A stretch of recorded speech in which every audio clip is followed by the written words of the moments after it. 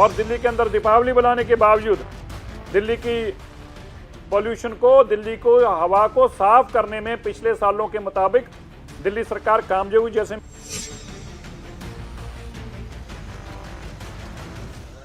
नवंबर महीने की शुरुआत हो चुकी है, लेकिन दिल्ली एनसीआर की हवा साफ होने का नाम नहीं ले रही।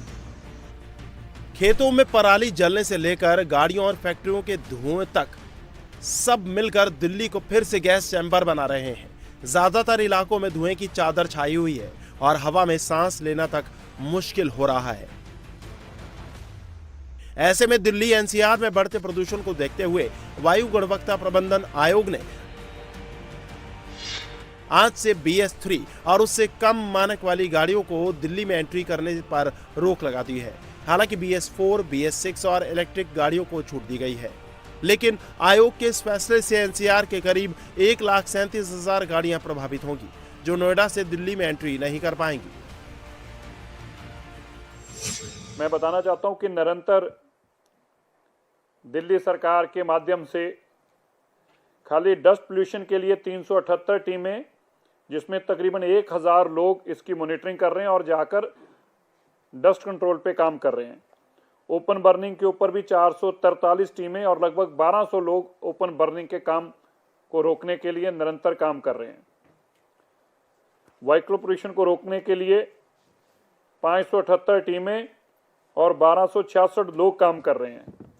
इसी दौरान हम रोज 3000 किलोमीटर मैकेनिकल रोड स्वीपिंग से सड़क को साफ कर रहे हैं ताकि धूल ना उड़े।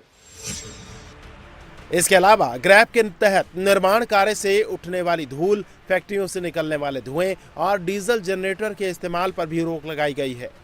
आदेश को देखते हुए चिल्ला बॉर्डर समेत कई इलाकों में सख्त निगरानी रखी जाएगी।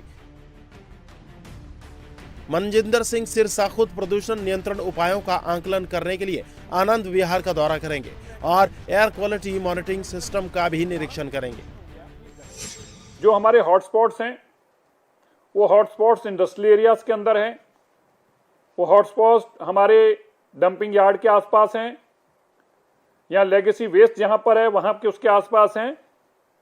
ये भी एक कारण है कि अगर उस हॉटस्पॉट को जो उसका आंकड़ा है उसके आसपास बहुत मेहनत की जा रही है, कोई कूड़ा करकट ना जलाए, लेगेसी वेस्ट को संभालने के लिए भी किसी तरीके का PM 2.5 ना आए, और रोड कंस्ट्रक्शन के ऊपर बड़े पैमाने पे काम चल रहे हैं। पिछले 10 सालों में से 6 बार नवंबर में दिल्ली की हवा सबसे खराब रिकॉर्ड की गई है। इतना ही नहीं, नवंबर में AQI कभी 380 से नीचे नहीं गया, यानी ये हमेशा बहुत खराब या गंभीर बना रहा।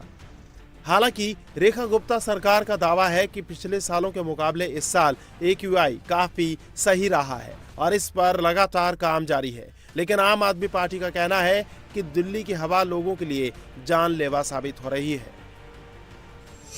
पॉपुलेशन 1 साल में बढ़ने के बावजूद, ट्रैफिक बढ़ने के बावजूद, 10 साल और 15 साल की गाड़ियां लॉ होने के बावजूद, दिल्ली में कंस्ट्रक्शन बढ़ने के बावजूद और दिल्ली के अंदर दीपावली बनाने के बावजूद दिल्ली की पॉल्यूशन को, दिल्ली को हवा को साफ करने में पिछले सालों के मुताबिक दिल्ली सरकार कामयाब हुई। जैसे मैंने कहा, ये हिस्टोरिकल है, 218 इस बार है, जबकि पिछली बार 357 था।